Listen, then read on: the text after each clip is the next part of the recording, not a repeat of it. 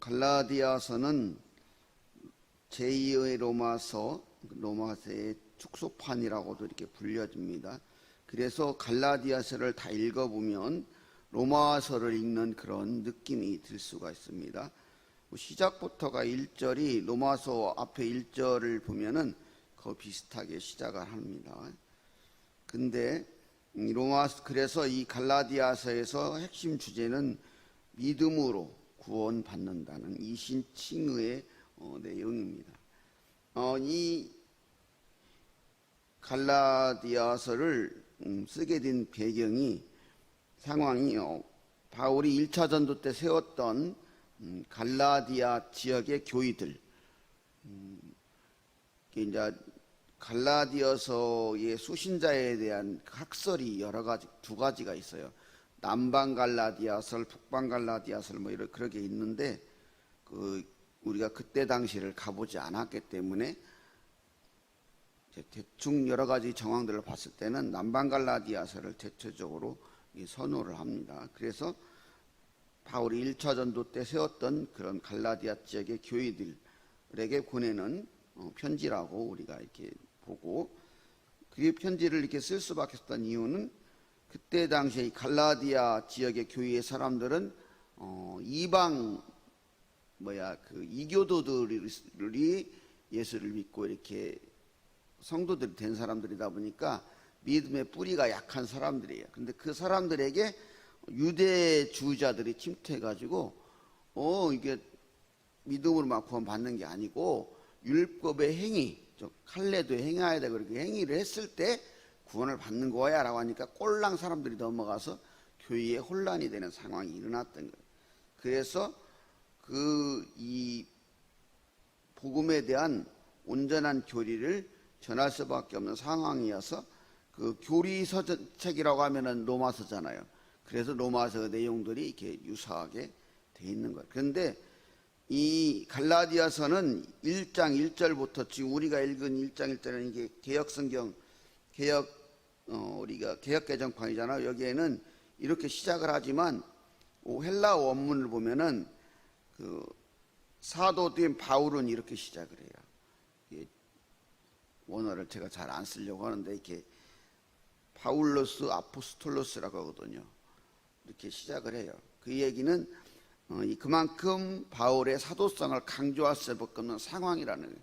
그리고 어조가 강경이라는 얘기. 왜냐하면 보통 바울의 편지들은 인사로 시작하거든요. 주 예수 그리스도의 사도된 바울이 주 예수 그리스도의 은혜와 평강이 있기를 원하노라 이런 식으로 부드럽게 시작을 하거든요. 그런데 1절부터 이렇게 강경을 시작하는 이유는 지금 갈라디아 교회의 상황이 그렇게 급박한 상황이 있다는 것을 반증을 하고 있는 거예요. 그래서 이 유대 교회에 그 갈라디아 교회에 침투한 유대주의자들에 대한 분노와 또 그로 인해서 현혹되는 그 성도들을 염려하는 그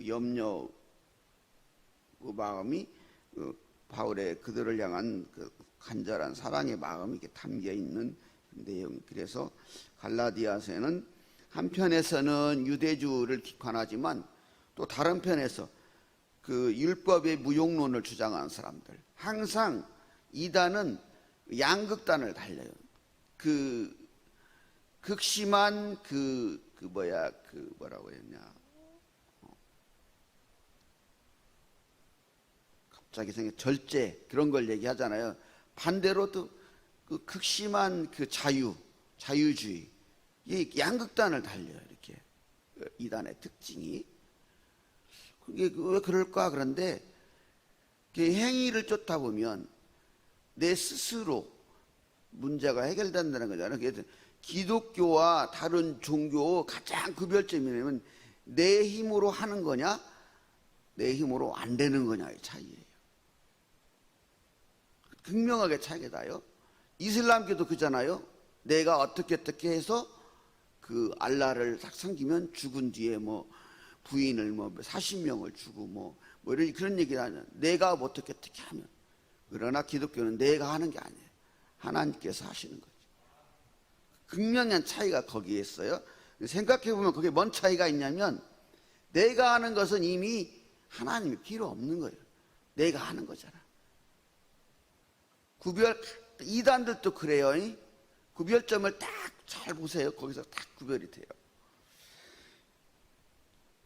그래서 1장 1절 10절은 갈라디아 교인들에 대한 책망이라 할 수 있고 11절 24절은 바울 사도권에 대한 변론이, 사도권을 변론하는 이유는 바울이 전한 복음이 문제가 되기 때문에, 사도권이 흔들리면 바울이 전한 복음이 다 꽝이 돼버리기 때문에, 그런 문제 때문에 지금 사도권을 변호하는 거예요. 바울을 변호하기 위한 것이 아니고. 그리고 이런 본문을 통해서 우리는 이제 몇 가지 신앙의 교훈을 얻어서, 첫째는 성도인 우리가 얻을 수 있는 교훈이에요. 성도는 부르심의 소명을 잊지 않아야 된다.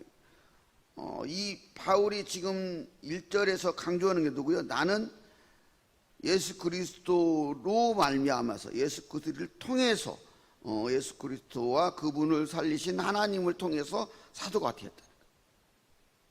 보통의 사도들은 다른 사람들이 예수님께 막 데려와 가지고, 바울 그 예수님의 수제자라고는 베드로도 그 동생이 데리고 오잖아요. 이렇게 예수님께로. 그렇게 끌려온 게 아니라는 거예요. 자기는 예수님이 직접, 하나님이 직접 자기를 사도로 세웠다는 거예요.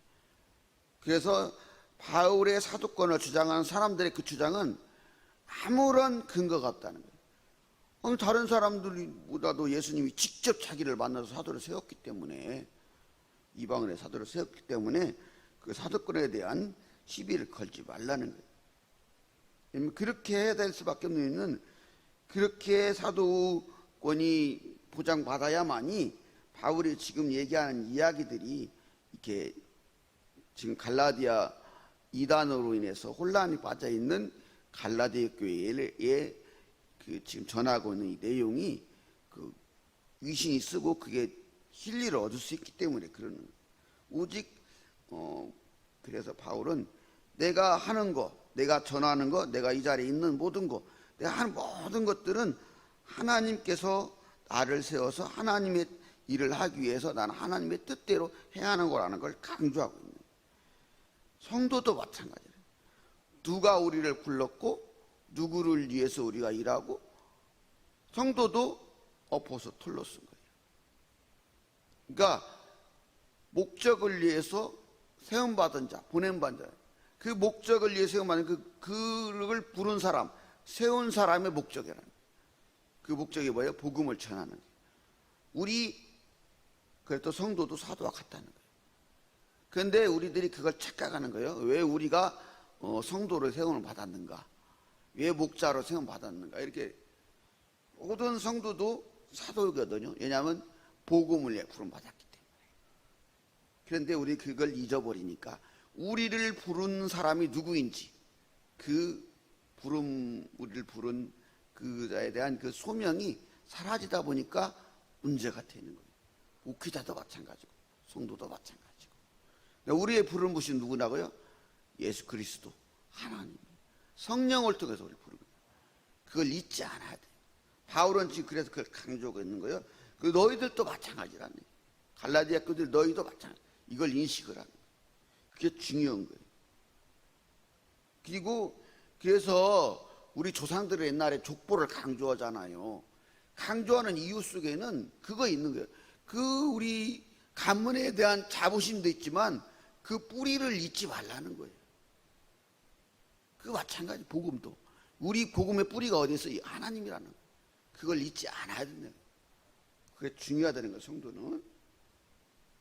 두 번째는, 그래서 복음을 위해 우리는 부름 받았기 때문에 오직 복음을 전해요. 오직 복음을 위대하고 오직 복음을 전해요. 여러분 그 인터넷 설교도 많이 들어보고 그럴듯하게 설교도 많이 들어볼 거예요. 그럴듯하잖아요. 얼마나 그럴듯해요. 근데요, 그럴듯한 목사님이라고, 그 큰 교회 목사님이라고 다 진리라고 생각하지 마세요. 오직 예수 그리스도의 복음을 전하는 것, 거기서 조금만 벗어나는 건 다 그냥 가감하게 버려요. 그럴듯하게 들린다고 해서요, 얼마나 요즘에 사람들이 그 복음을 피해 가려고 해. 복음을 제대로 전하면 그 동성애 문제 막 이런 것들 다 얘기할 수밖에 없거든요. 피해 가려고 돌려서 말을 해요. 그러나 구원은 성경에서 분명히 얘기하는 것처럼 오직 예수, 다른 이름으로는 구원받을 수 없어요. 나를 통하지 않고는 하나님께 갈 자가 없다. 그런데 복음을 전한다고 하는 사람들조차도 이단들은 말할 것도 없고 다른 길을 얘기해요. 자꾸 다른 길은 없습니다. 죽으나 사나 예수 외에는 구원의 길이 없습니다. 여러분, 그 시대가 올지 몰라요. 예수를 믿을 거야? 아니면 너 이거 잘 먹고 잘 살고 이렇게 하기 위해서 좀 다르게 믿을 거야. 그래서 중국의 삼자교회가 나오고 어려움이 처하면 뭐 이런 것들이 자꾸 나오잖아요. 어려움이 처하면 그걸 피할 길을 자꾸 만들게 돼서 사람 본능적으로. 그러나 오직 복음밖에 없는. 우리는 죄인이었고 죽을 수밖에 없었는데 우리를 살리기 위해서 하나님의 아들 예수 그리스도를 이 땅에 보내주셔서 하나님이신 예수 그리스도가 우리의 죄를 짊어지고 죽으셨고 하나님이 그 예수님을 살리셨고 그것을 믿는 자들은 또한 예수님과 함께 다시 살게 된다는 거예요. 여기 또 나오잖아요. 우리가 읽은 복음이 뭐라고 됐어요? 놀라운 얘기가 나오죠. 우리가 읽은 거에 우리를 이게 자기 몸을 주셨다고 했잖아요. 우리 죄를 대해 자기 몸을 주셨다. 예수님이 누구의 하나님이다니까요. 하나님이신 예수님이 자기의 몸을 주신 거예요. 하나님이 자기의 몸을 주신 거예요. 이런 종교가 있습니까? 자기가 만든 피조물을 위해서 자기 목숨을 주는 종교가 있습니까?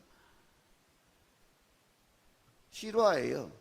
예수님을 전혀 모르던 어떤 노인이 이 얘기를 듣고 이런 신이 어딨냐고 예수를 믿었어요.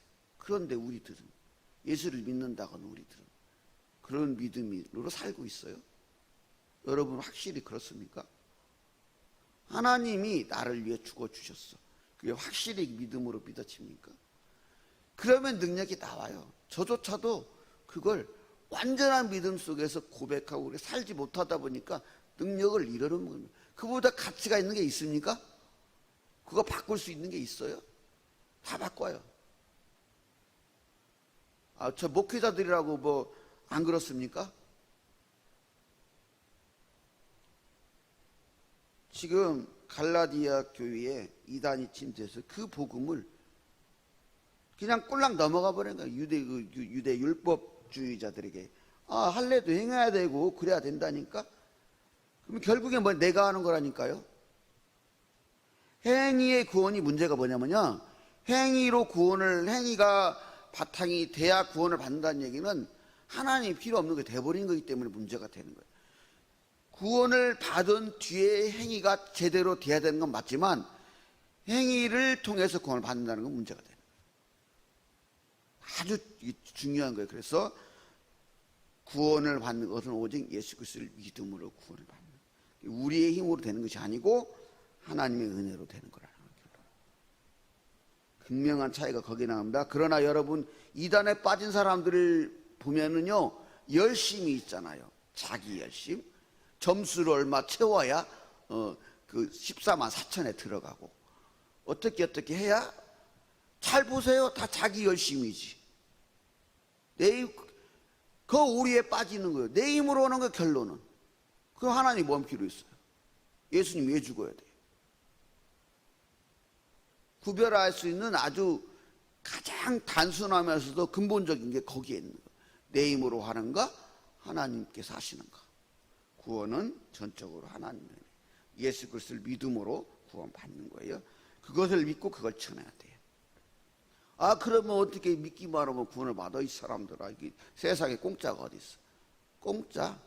공짜가 아니죠. 예수님의 목숨값으로 구원받은 거니까. 공짜가 아닌데 공짜인 게 복음이 우리 구원이에요.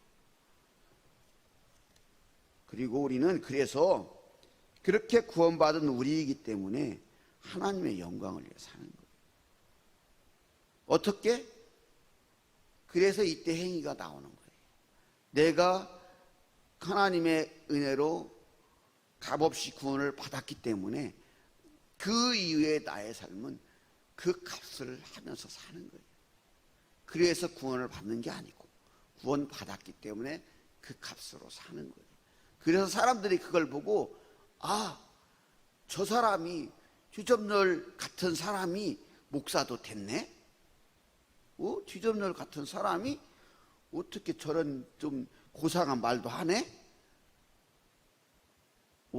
따지고 봤더니 저 사람이 예수 믿고 그렇게 됐네? 그래서 지금 그러는 거잖아요. 성도들이 바울? 저 사람 얼굴은 몰라도 저 사람 들었는데 그렇게 우리 예수 믿는 사람들을 핍박하고 그러던 사람인데 그 사람이 예수를 믿고 그렇게 자기가 핍박하던 예수를 전하고 있다네. 그래서 하나님께 영광을 돌렸다. 여러분이 그렇게 돼야 된다. 오늘 이제 여기를 나서면 직장으로 가정으로 가잖아요. 사업자 거기서 다 알아요. 사람들이 장로네, 저 목사네, 그 권사네, 집사네 다 알아요. 사람들이 저 사람 저 양반은 뭐 사모야. 다 안다니까요. 우리는 모를 것 같죠. 다 알아요. 다 보고 있어요. 보고 있으면서 아이고 사모도 별거 없네. 똑같네. 목사도 똑같아. 뭐 이런 상황. 이래 돼버리면 하나님께 영광을 돌리겠어요? 바울은 사람들이 생각해 보세요. 바울 얘기만 들어 지가 떨리는 사람이라니까요. 그 바울이 예수님을 전한다는 거야. 그러니 사람들이 꼴짝 뛸 노릇이잖아요. 아이고 하나님, 그래서 하나님께 영광을 돌린다는 거예요. 우리가 그렇게 돼야 된다. 여러분은 그렇게 살 수 있습니까? 어렵습니다. 저도 솔직히 말하는데 어려워요. 그래서 매일 기도하고 회개하고 성령을 유지하는 것입니다. 거룩한 척 하려고 하지 말고 거룩하려고 했어야 됩니다. 정말 저도 이렇게 저희 동기들도 있고 다 있거든요. 정말 척하고 많이 살아요. 우리들 척하지 말고 그러려고 했어야 됩니다. 조금이라도. 하나님은 그걸 보시는 거예요. 여러분 우리가 뭐 의인입니까? 하나님께서 그렇게 봐주는 거지 의인이 아니에요. 착각을 하면 안 돼요. 여전히 의인은 주인이에요. 그렇기 때문에 자꾸만 방심하면 주인의 성정이 나오고 주인의 모습이 나올 수밖에 없어요. 그래서 우리가 매일 철저해야 돼요. 바울은 그래서 항상 그렇게 말했잖아요. 내가 항상 공고한 자로다. 그렇게. 그처럼 우리는 이렇게 성도로서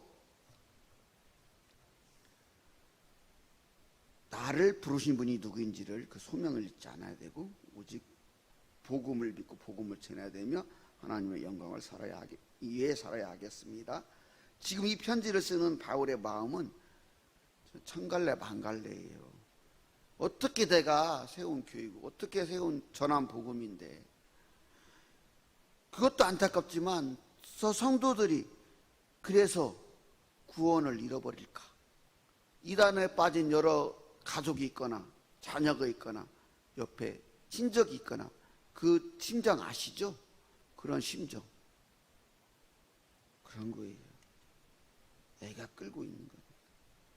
그럼 우리는 절대로 이 복음을 변화시키지 않고 온전한 믿음을 잃어버리지 않기 위해서 늘 기도하며 성령 안에서 깨어 있어야 되겠습니다.